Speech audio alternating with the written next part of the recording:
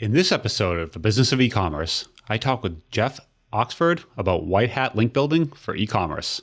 This is The Business of E-commerce, episode 156.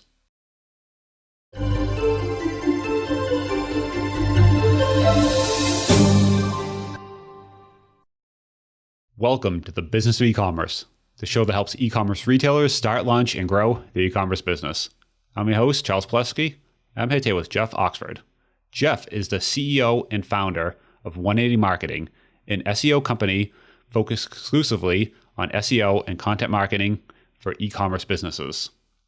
I asked Jeff on the show today to talk about link building, specifically for e-commerce businesses.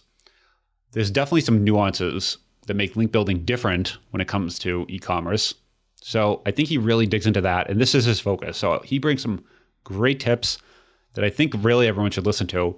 It's something that link building isn't talked about that often. It's something that I think a lot of folks kind of focus more on the on-page, more on some other factors when it comes to SEO, but I think link building really is one of the keys to making your SEO strategy work. And Jeff really goes deep and specific when it comes to e-commerce link building. So I think you should watch the entire show. He gives 3 strategies on how to build links and some concepts on budget and what you should be looking at if you're thinking of getting into it. So let's get into the show and listen right to the end. He also talks about his product, which I think is actually great and you should check out. I'll link to that in the show notes. So let's get into the show. So hey, Jeff, how you doing today? I am doing great, Charles. How about yourself? Doing good. Thanks for coming on the show. I've had a few guests here in the past talk about SEO, but kind of more of a focus on link building. I feel like that's not something I've touched upon, at least here in the past. So I'm kind of excited to get into that aspect of it. Real quick first, 180 Marketing, you're the founder. You've been doing SEO for how long? I've been doing SEO for about a decade now, mainly on e-commerce sites. So little side story is I've built my own in the past, back in like 2012, built my own e-commerce sites, drop shipping sites, had success there, and then decided just to kind of pursue the e-commerce marketing side of it and focus less on the operations. How would you say, so when you say you focus on e-commerce, how is e-commerce SEO different than, if I'm a SaaS or whatever, any other sort of company? How is e-commerce SEO different? I'd say one of the biggest differences is just the scale and size. I mean, of course, you can have a small e-commerce site that's just selling a few products. Maybe they have like a small catalog under 10 products, in which case that's going to be pretty similar to how you'd approach SEO for a SaaS or your typical brochure website.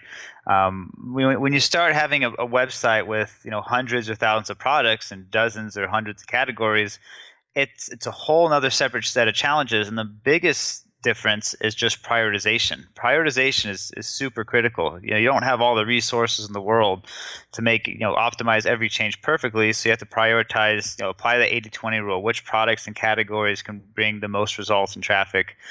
Start there. You can't build links to every single page, so you got to choose which pages can benefit most of link building. So it's a lot of strategy analysis. Then there's also some nuances that come with shopping carts, like there's canonicalization issues with category pages. If a product is going to be in multiple categories, is there going to be a duplicate content issue there? So there's also some technical issues that you got to look out for with e-commerce SEO.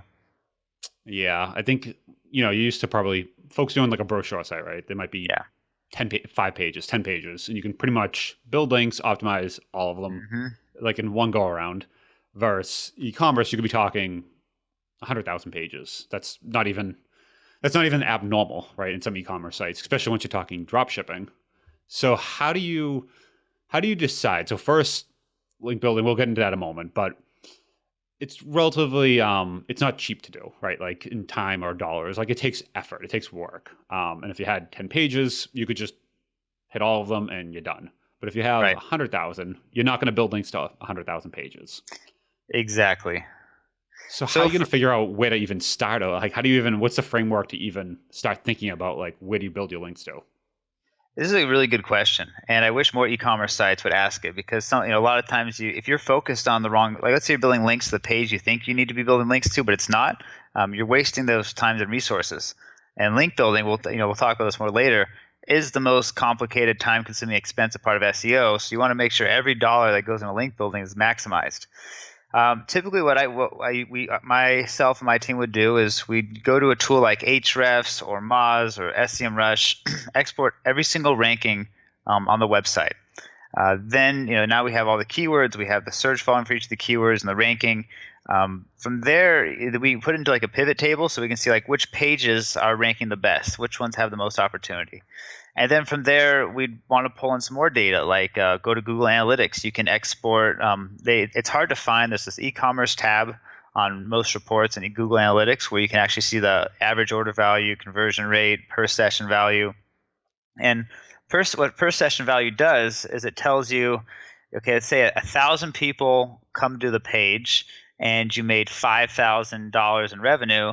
Well, the per session value is $5 per visitor. So basically what it's saying is for every visitor to that page, you're getting X dollars. So we want to get that metric because it's showing the conversion potential and how much money you can make for each page. There might be a page where the keywords you're targeting have lots of search volume and you're ranking well, but maybe it doesn't convert at all for you. Well, that's probably not a page you're going to focus on. So you want to get really strategic and pull in average order value, conversion rate, some conversion metrics.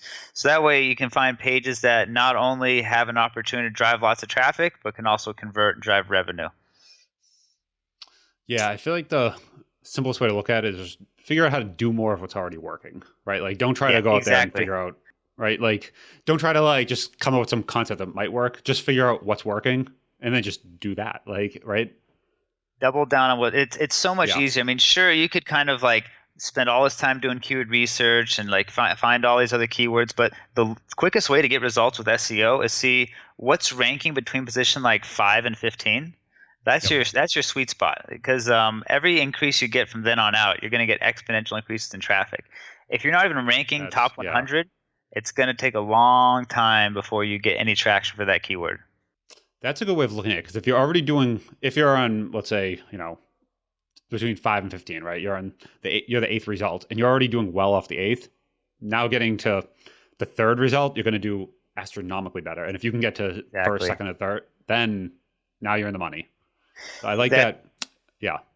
Yeah, that's 100% it. It's just double down on what's working, and maybe once you've solidified and got some really good positions, you can start working on some like new areas and new keywords to explore. But always focus on lowest hanging fruit. SEO is a long-term play, but you can make it a short-term play by focusing on what's working well.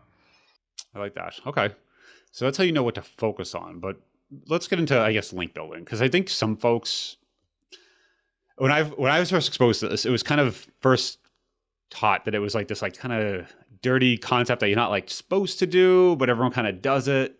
How would you even let's define what link building is and what's like right and wrong? So link building is getting another website to include a link back to your website. So sometimes they call it link, backlink. It all means the same thing. We want other websites on the web to link to you. It's like it's like a vote of trust. If a website's linking to you, there must be a reason for it. You must have a good website, or else why would they link to you? It's like the web equivalent of sharing in a way. So Google, the reason we focus so much on link building in the SEO world is every time there's a correlation study done to see who ranks where and why, and what are the biggest ranking factors in Google, the number of backlinks to your website and the authority of those links is the number one ranking factor. Now, when I say authority, a website like CNN.com is a very high authority website. It's been around, it's popular, and it has lots of backlinks. But if someone creates a blog a week ago and they link to you, that has no authority. That's not going to have any impact on SEO. So we want to look at both the quantity and the quality, or in this case, the authority. This week's episode is sponsored by Repricing. Repricing is a competitor price tracking and repricing tool that helps e-commerce companies make intelligent pricing decisions.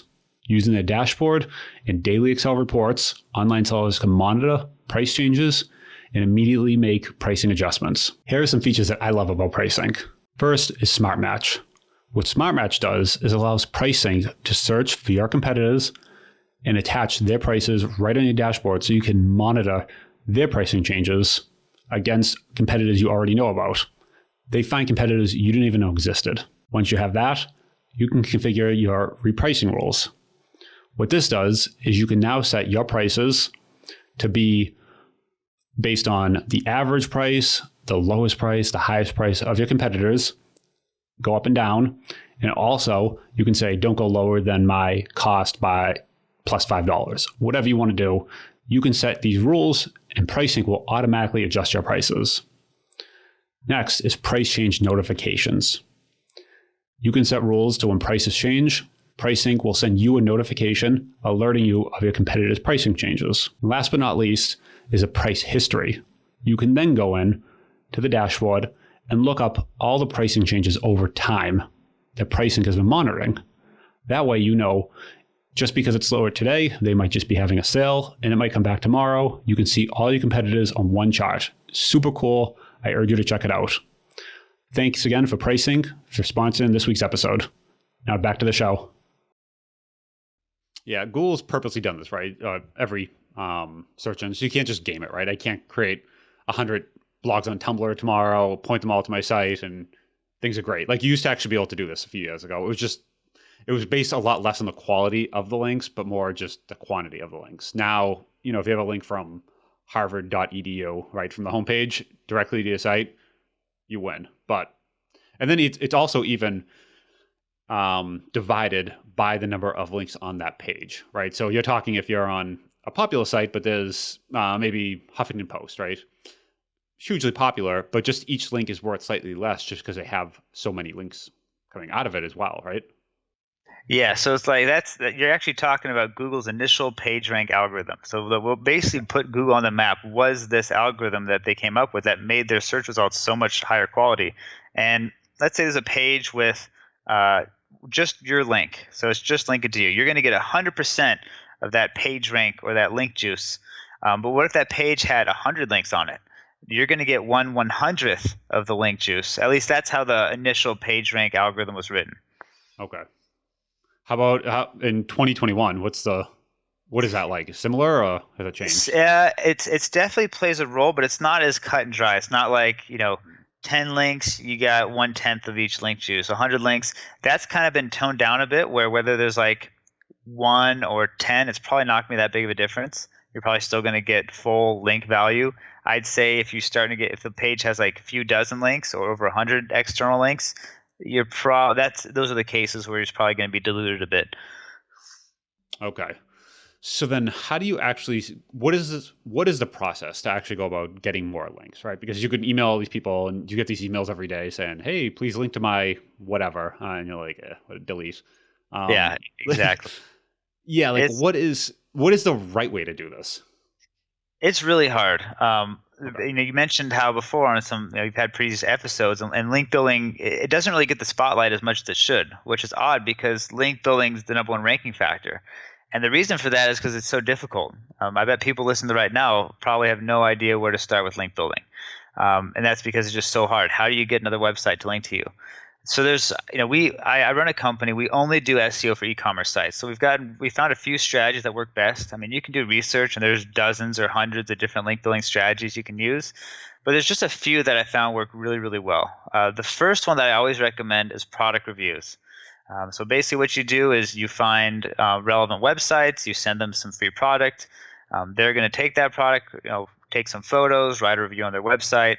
And then in that review, they're probably going to link back to your site and to your product. So product reviews can work really well for that reason. This assumes that maybe your product's not too expensive. If you're selling diamond rings, the hard cost might not be worth the link. But maybe you're selling T-shirts, you're selling shoes, or whatever it might be, and it's kind of it's not, your hard cost isn't more than $100 or $200. It's definitely worth doing.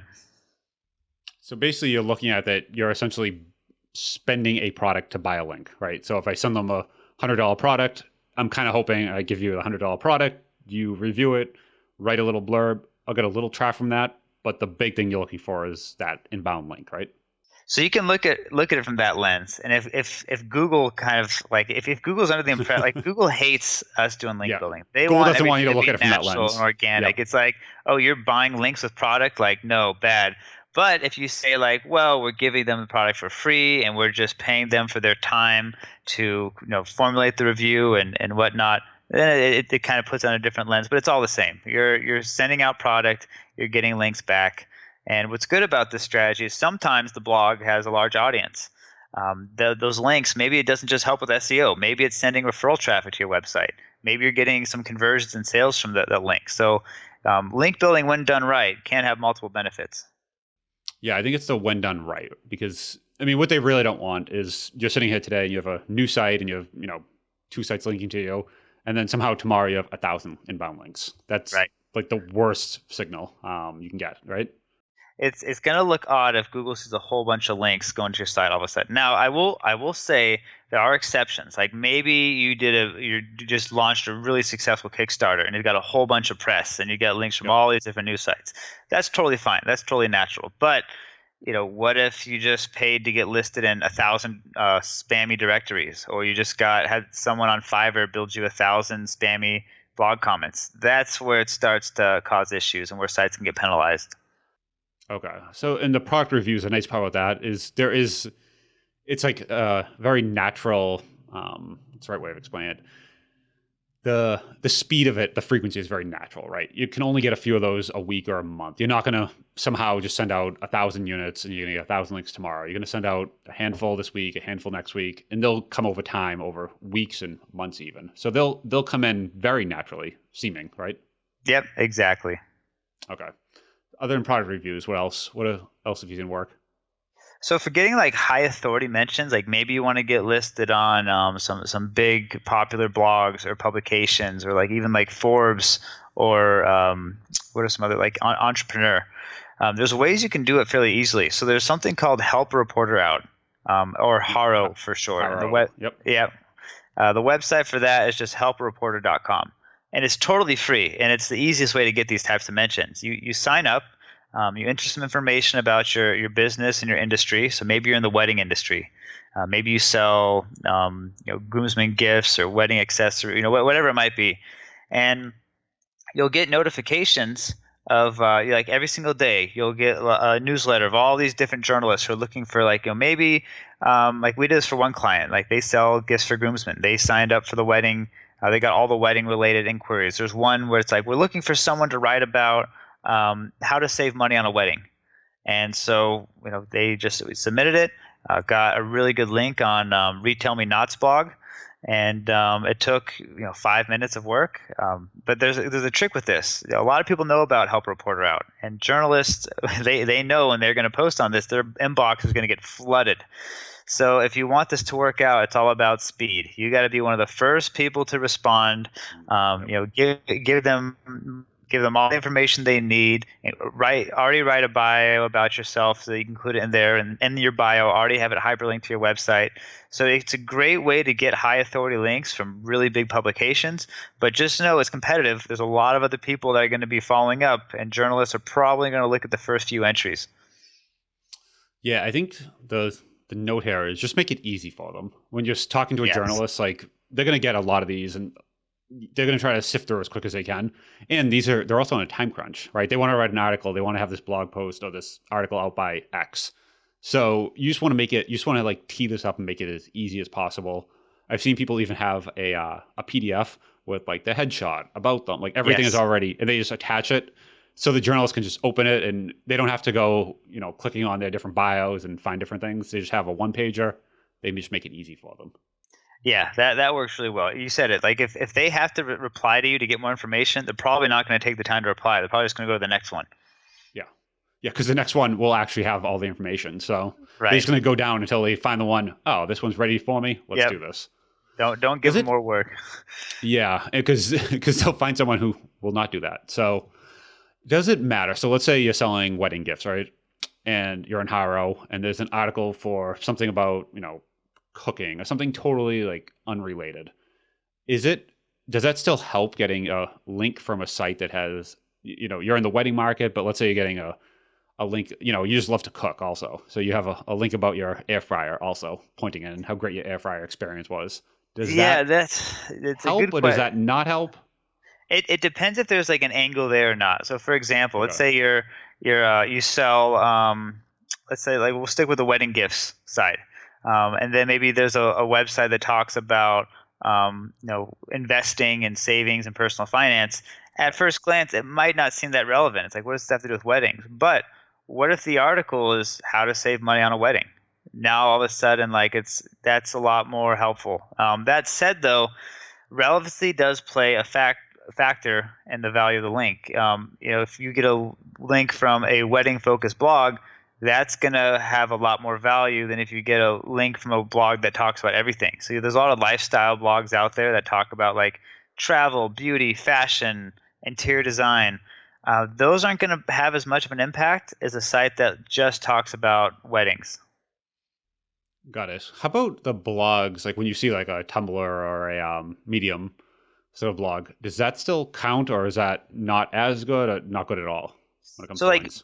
Medium is great because it has such a high authority. Same thing with like Forbes, Entrepreneurs, like CNN, Huffington Post. All these sites are very authoritative, so it's going to help from that regard. So you're going to get a lot of plus points for just the authority of the site, but they're not relevant at all. So you're not going to get much relevancy points. So I mean, if you were to ask me, it's like a trade-off. Do you have a high domain rating site that's not very relevant, or do you have a lower domain rating site that is very relevant? Honestly, I think the SEO impact is going to be pretty similar. Okay.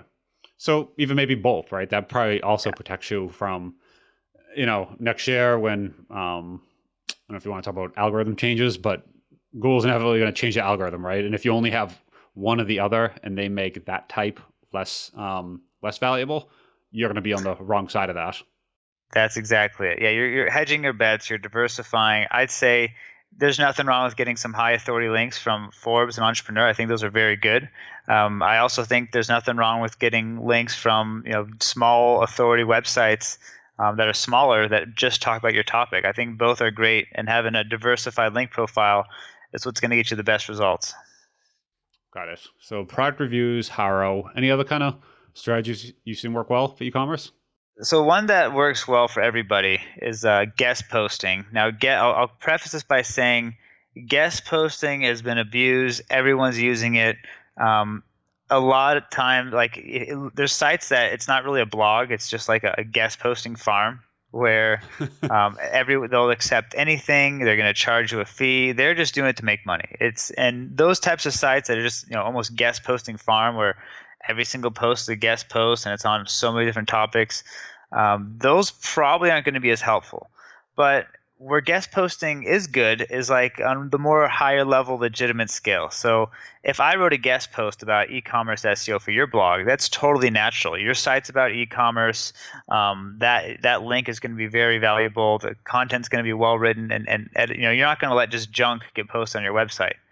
So at that level, that's where guest posting can be really good. Is find like real blogs that are legitimate, that maybe they have an editor or staff writers on site. Maybe they also allow contributors, like people guest post on Shopify's blog on occasion. I don't think they allow it as much anymore, but like those types of links is perfectly good for SEO. And you can do this in your industry. There's going to be blogs that are looking for like real industry experts. And if you're selling a product, I'd imagine in most cases you probably know a lot about the product. Maybe you're involved in the manufacturing of it and you really know the details of the industry, or maybe just selling it. You've gotten a lot of experience with it and you can talk about it. So if you have that experience and that knowledge, you can definitely do guest posting on a more legitimate level with bigger authority sites.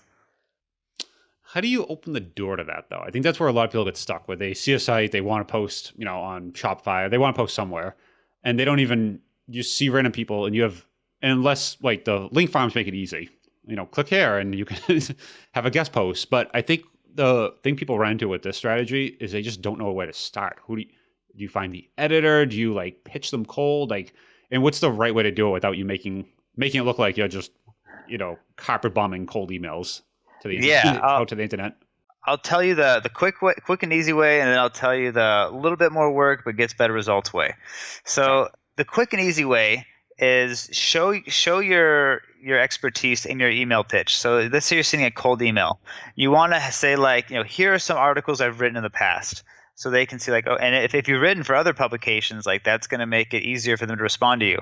And then also, right, like have some bullet points for your experience and accolades. Been in the industry this long. I've spoken at this conferences. We've won these, whatever it is, whatever makes you stand out. Like have a few bullet points showcasing like that you're not just some schlub out of the mix that's trying to get a backlink, that you can really write an article that increases value. And if you have some examples of articles you can written and you include those links, if they've taken off and performed well, say like, oh, I wrote this article that got this many thousand page views. I wrote this article that got this many shares on Facebook and Twitter.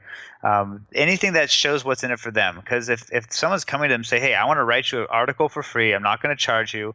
I've done this in the past. It's top-notch quality, and it gets a lot of results. You'd be like, sure, I got nothing to lose here. Like, who would turn that down? Like, nobody would. So again, that's if you leverage your experience and credentials, and that's what's going to really help get those links with cold email. Now I'll tell you about the second method, the takes a little bit more work but gets better results method. So make a list of every single blog you want to get a link from. Maybe if you're okay, we'll stick with the wedding niche, for example. Make a list of like the top 50 or so wedding blogs. And then you're going to turn that prospecting list into a piece of content. You're going to call it top wedding blogs to follow in 2021. You can include a logo of each one, check out their about page, write a little blurb about it, link to their website, maybe link to their social media profiles. And it's not that much extra work, just a few sentences per site. And then you're going to reach out to everyone. You're not going to ask for anything. You're just going to say, hey, we love what you're doing over there. I just want to let you know we put together a list of the top wedding blogs in 2021. You made our list. Congratulations. Here's the article if you want to see it. So this is a great way to build relationships. So that was your question, is like, how do you open the door? I found this is the most scalable way to kind of open that door and build relationships. It takes a lot of time to email each one individually with a personalized email. It takes a lot of time to comment on their blog post, to try to build a relationship. The best way I found is creating these sort of top blog lists. Use that to open the door. And in doing so, you're going to have a piece of content which can rank really well, drive traffic, while also building relationships. Yeah, I think that's the thing with the what difficult way. It's relationships, right? And you need to go into it knowing there's going to be a process. This isn't going to be, you hit them, send them some, document, and it's posted by next week. This is going to be the big blogs take time. They have a content calendar. So you email them in January and they say, great, this sounds really good for Q3. You're like, wait, Q3 of this shit? And I'm like, yeah, it's, we're out to Q3. This is how we do it. So I think just getting that in your head that this is going to take time. This is not quick. This is definitely not like an easy money. You're going to have all these links tomorrow sort of thing. This is going to be work. And the other thing you were saying is on the first strategy, showing other blog posts or just any content you've previously done helps out a ton. You can even have content on your own blog. I've seen that done exactly too. And just like, here's my blog. Yeah, here's some great posts that I really like. I get pitched all the time for the show actually, and people want to come on, and yeah, the ones that just send like, just like this like one line little thing, you're like, eh. But when they're like, oh, I've been on these podcasts before. Here's some things I wrote. Here's my back. You're like, okay, this person's legitimate. Mm-hmm. They can bring some value here. Versus just a person with just that one line bio. It's kind of all about them. They're not really trying to show you what they're gonna bring to the audience. That's exactly it. Yeah, I think the thing you're trying to convey is that if you, as the the owner of the site, whether it's a podcast or a blog, that you're going to bring this person in front of your audience and they're going to make you look good, right? Like you want on that guest post, they're going to make your blog look better because they're on it and it's going to bring value. And that's, I think, the thing people are missing. Mm-hmm. They're going to write something that people are going to read. They're going to want to share. It's going to rank well. Yeah, so they can have multiple benefits. Yeah. All right. So that's 3. I think the thing I think people are curious about when getting into this is budget-wise. Like, what should they be assuming they should be getting into here? And is this something you kind of do yourself? Is this something, if you're just starting, would you recommend? Or is it just because it is a flywheel and it takes a long time to get the flywheel spinning? So there's 2 roads you can go. You can do it yourself if you have the time, or maybe you don't have the time, but you have a VA who has the time. And then there's the just hire someone to do it for you. So if you hire someone to do it for you, there's kind of 2 categories. There's the cheaper Fiverr. I'll put it this way: any link that you can purchase, like they say they're a Whitehat company, and if they're charging you like less than $100 or less than $50 per link, I wouldn't be surprised if that's like not really an actual guest post link, but it's a private blog network. Maybe they have a huge network of blogs and they're just publishing you and linking to it. So for those that don't know, what some people do to game the system is they just build a whole bunch of blogs from scratch, and then they do link building for their own blogs that they control, and then they'll sell links on their blog network. So that's what we call private blog network, or PBN, and that's highly violates Google's guidelines.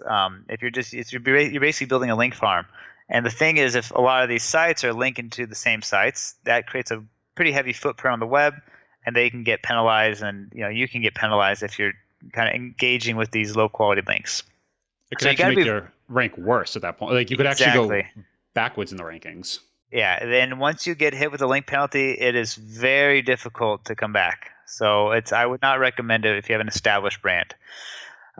So you got to be careful. Like if it sounds too good to be true, it usually is. So if the price is like under $50 per link, it's probably a private blog network. It's just there's no way the numbers will work out if someone's going to do a guest. Like let's say you're talking about guest posting. It's going to cost them money to write the article. It's going to take them time to find the relevant sites. It's going to take time to do the outreach. The blogger is probably going to have like some editorial fee for their time to go through and like review your content and publish it. So you add in all those costs, and you'd imagine this. And if someone's selling this, they're going to have to need a markup. So that's why I say if it's under $50 or $100, it's probably not legitimate. That's a good way of looking at it. It's going to cost you more than that just to write the article. Like if you just want to pay a writer for their time, right? Between the research, finding images, like getting everything ready to go, it should cost you more than that. Unless I don't know where you're hiring writers from, but yeah, if you just think of it in those terms, it's like how much, what are the pieces, right? Like what are the steps, and how much would it just cost me to hire all these people? And it's 100. Sure, it could be more than $100. Definitely more than 100. Okay. So I'd say more common, you're looking at like $200 to $300 range for like if you're hiring someone to do guest posting for you, or you're hiring a company to do all the research and outreach and manage a product review campaign.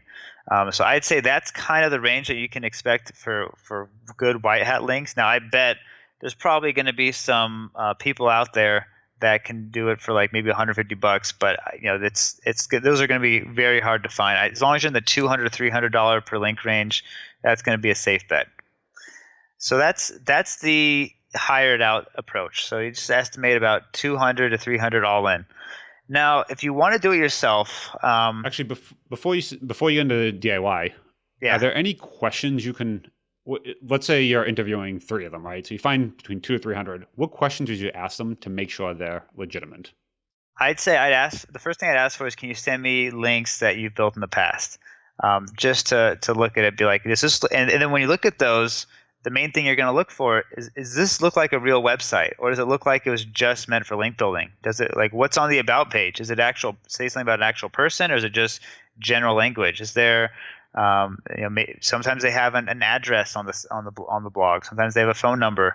Sometimes the main thing you're looking for though is like, does this look like it's an actual person? Can I see like a headshot or a photo of a real person that's supposedly the writer here? So that's kind of one signal you can look at. I'd also just ask them, like, do you own these blogs, or like how are you finding these websites? If they say, oh, we own the blogs, that's a private blog network, I would avoid it. If they say, we treat every campaign differently, we're going to go out, we're going to find those manually, now that's kind of closer answer you want to hear of something that's going to be more legitimate. So check out the links, look for links they're getting, and then also ask how they're finding these websites. Okay. Yeah, I like that. I think you basically just need to vet them, right? That comes down to it. I was hiring a writer a while back, and it's like, oh, here's some, just some examples. It was actually examples of people that were on this podcast that they had written for. And I was like, all right, this is legitimate. Like, I know those people are legitimate. You've written for them. Like this, everything feels right here. Versus, if they send you these blogs and you're like, what? Like, you see some of them and you get these and you're like, these are like nothing. Like they're just sites about lots of nothing. Yeah. That's the ones that, Exactly. It'll make you raise an eyebrow. Yeah. If you look at it and you're like, I would definitely not read this ever, then that's when you run. And also another thing that I'll add to that is look at the topics the blog covers. Like, let's say you sell dog food. Is the site about pets, or is it like, they have a post about pets, and then the post below it's about home loans, and the post below it is about like insurance, wedding gifts. Yeah, there you go. Back to the wedding gift. Yeah. And those are the ones. most likely it's they own it, right? Because they're just taking a little of everything and basically just saying, look at all the links we created you, and they can send URLs and cool, checks a box, but it's not doing anyone any good. Yeah. Okay, so let's say you want to do this yourself, and I guess would you start with trying to DIY, or is this just based on budget, right? Like, It's really based on budget and time. Do you have a lot of time but no budget? You're doing DIY. Do you have a lot of budget but no time? Go ahead and hire someone. and it's usually one or the other. Yeah. It's usually one or the other. Yeah. Okay, so let's say you want to do the DIY route. What's that look like? Yeah, so I'll give a quick overview of how you build a link. So first step is prospecting.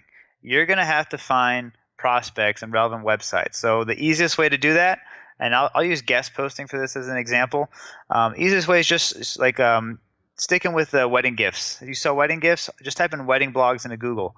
You're going to find a list of top 50 wedding blogs, top 100 wedding blogs. That strategy I mentioned earlier, it could have been done in your industry. You want to find these lists of blogs out there as a starting point. It's going to save you a whole bunch of time in prospecting. So you find these lists, you just kind of add everything up. You should have close to or a little more than 100 prospects by now. The next thing you're going to do is send your emails. We talked about this before. Well, actually, let me back up for 1 second. You're going to have to find the contact details of who you're going to contact. Yes. So you can do it the manual way. Go site by site, go to their contact page, try to find the email address. Maybe they don't have an email address and it's just a contact form. I usually have a spreadsheet where I keep track of everything. I have the domain, and then I have the email address. And if they don't have an email address, I just paste in the contact form URL. But there's a tool I recommend. It's called Hunter.io, really popular in the industry. You can just paste in a bunch of domains, and it's going to give you the email address for each one. It has a massive database of email addresses, can save a lot of time going site by site trying to find the contact information. So that can save some time there. So let's say now you have a list of 100 websites. You have the contact details. Now you're going to send your pitch. And we talked about this earlier. Highlight your value, highlight what you can bring to the table, your experience, provide examples of posts you've written in the past, add some bullet points about your knowledge, your awards and accolades. But also include in that pitch some suggested topics that you think would be good for their blog. So that's another thing. Like, get the ball started early. Don't wait for them to come back to you. Just kind of move the conversations along by actually giving them some topics and ask if there's one that they want you to move forward with. So then you send your pitch. You're going to get some responses. They'll be like, oh, I really like this topic. Let's move forward with that. Then you're going to write the article, or you can hire someone to write the article for you. And then in that article, you're going to include a link somewhere in the content back to your website. You'll submit it to the blogger. They're going to review it. They'll publish it, and boom, now you got a link back to your website. Nice and easy, right? Nice and easy. Now here's where it gets tricky. Prospecting can take a lot of time. Those lists will, that will get you maybe 100 or so blogs, but if you average maybe your response rate, maybe your link rate, if you reach out to 100 blogs, you're only getting 20 to 40 backlinks. What happens after you've reached all those blogs? Well, that's where prospecting can really take a lot of time. You're going to have to do a lot of digging, enter a lot of keywords, just kind of manually searching in Google, can find it that way. So that can take a lot of time. And as I mentioned, finding contact information can take time, but Hunter can help with that. If you're looking to streamline the process a little bit, I think you mentioned it at the very beginning, but there's a tool that I built called Linkhunter.com. Now, the reason I built this is my main thing is I run an e-commerce SEO company. But people come to me, they want link building. Maybe they can't afford a few $1,000s a month to hire an agency. I'd always have to say, no, we can't help you. I'm sorry, these are our minimums. But now I have something I can point them to, because I kept saying over and over, there's people who are just getting started that they want this, they know they need it, but they can't justify it. So what Linkhunter does, you choose how you want to build backlinks. Maybe you want to do product reviews. Maybe you want to do guest posting. Whatever it might be, those campaigns are already built into it. So you do guest posting. You enter a few keywords. Maybe you type in wedding if you sell wedding gifts. Maybe type in interior design if you sell furniture. And then Linkhunter is going to go. It will find all the prospective websites for you. It has some SEO metrics in there, so you can see how much SEO value will each website give you. It's powered by Hunter's API, so it's already included. You're going to get all that email data. And it has all the email templates that we've personally found work really well built into the system. So It streamlines the process. You can literally have a link building campaign up and running in less than 2 minutes. So if you have absolutely like zero, nowhere to start, it's built to kind of have a structure to walk you through it, so you get results. Other than that, there's some great resources like backlinko.com has a lot of good information about link building, and then Ahrefs has ahrefs.com has a very good blog about link building. So those are two resources if you're looking to educate yourself more. Yeah, both of those blogs you mentioned, Ahrefs and Linkhunter, their blogs, and also their YouTube channels. We can link to that. The YouTube channels are great. They're fantastic. I was actually just wearing a Ahrefs shirt. I changed for this podcast, cool. but yeah. Yeah, I think what people, they fire off that initial email and don't realize that there's going to be some like follow-up, there's going to be some work. I've had folks even email and then also like track me down on like LinkedIn or Twitter. And just showing that you're not just, like I said like earlier, just like carpet bombing the internet. Because you get these emails all the time, just like, I want to write for your blog. And it's like this like off-topic thing, you're like, whatever. But when it's like you said, here's a couple ideas I have. And you can tell they not only read the blog, because a lot of people do this. Hey, I read your blog post about, and they find like the third blog post down. It's always like the third down, because they don't want to say the first one. They always start with, I love your blog, or oh my gosh, your blog's amazing. It's like, you haven't read anything. You definitely haven't read it. Yeah. I love this one with that. And like, you just scroll down, like you hit the scroll wheel, you found some random thing, you cut and paste them. I get it. I get the game. But when they have an article on there that you can tell, this would actually be pretty good. And you actually think like, this is something we should be writing. And you're like, oh, if that person thought of that, like, fine, they can just write it. Like, that's easier. So it really needs to be something that when you see the title, you're going to say, that actually is something we want on the blog and the audience would like, this is something I wish I thought of that. And as soon as, if you make the editor say, I wish I thought of that, then they're going to say yes, because it's just easier than having, their writer do it. They're going to say, well, you thought of it. Let's do this. So I think that's really the thing when it comes to that. And yeah, I think someone maybe on the show was talking about Linkhunter. Yeah, just having something like that just kind of gives you just a starting place. Because I think people they get really bogged down in that, and they don't realize also, even though you have these tools, it's a numbers game, right? Like you're going to have to, like you said, you're going to plan on emailing 100 and you're going to get, 20 responses. And out of that, you're going to get like 2 or 3 blog posts. So it's going to take time. There is a numbers game, and like kind of we talked about before, you can increase those response rates, you can increase those link rates with relationship building. So, I mean, if I want to get a link from your website, I bet if I wrote an article about top e-commerce podcasts, and then I mentioned you on it, and I actually wrote something custom, and I listed out some of my favorite episodes. I'm like, hey, just let you know, I added you to this list. I really like what you're doing, and it shows that I listened to it. You'd be like, oh wow, like this isn't just like some random person. Like this person actually has some credibility, and they took the time. And then if I did my link pitch, you're probably going to be way more eager to respond than if I was just nobody reaching out cold. The biggest thing, actually, being on the other side, I'll tell you the biggest thing is, and this is the last thing, I know we're close on time here, but when I personally get those pitches, I always like when they include their LinkedIn and Twitter in the bottom. And if they have any mutual connections of mine, that already goes 100x higher. I look and just, click on their Twitter. Okay, you're connected to some of the other e-commerce folks. Okay, LinkedIn, you connect, because obviously if you're in the industry, you have a bunch of these connections. As soon as you see those mutual connections, you're like, all right, like you have something, and the more, the better. If it's folks in real life, all these different things. Just had someone on the podcast too. We have real life connections, right? Like we were connected to actually folks that I know personally. So then all of a sudden it's very different, and it just goes right to the top. Versus the ones when you click on their LinkedIn and you're like, all right, you have you actually have 0 connections. You go on their Twitter, they haven't posted since 2016, and you're like, and they have no connections in the e-commerce industry. You just know, okay, I get what you're doing. So that always helps. That's interesting. Yeah, I haven't thought about that, but it makes perfect sense. Yeah. So, okay, well, there's a tip right there. So have mutual, and if you're in the industry, it also happens natural. That's the other thing, right? If you've written on 10 different e-commerce blogs, you're most likely to be connected to their editors. If you've been on a bunch of podcasts, if you've just been doing a bunch in the industry, you're going to have connections in the industry. So same thing that it looks natural to Google, it'll look natural to the editor, to whoever's kind of running the blog or the podcast as well, because they're going to do the same research and just sort of see, is this natural? Is this real? So I think that's really kind of what it comes down to. And if I hear that and try to turn that into an action for someone like myself or someone listening to this podcast right now, try to build those connections in your industry.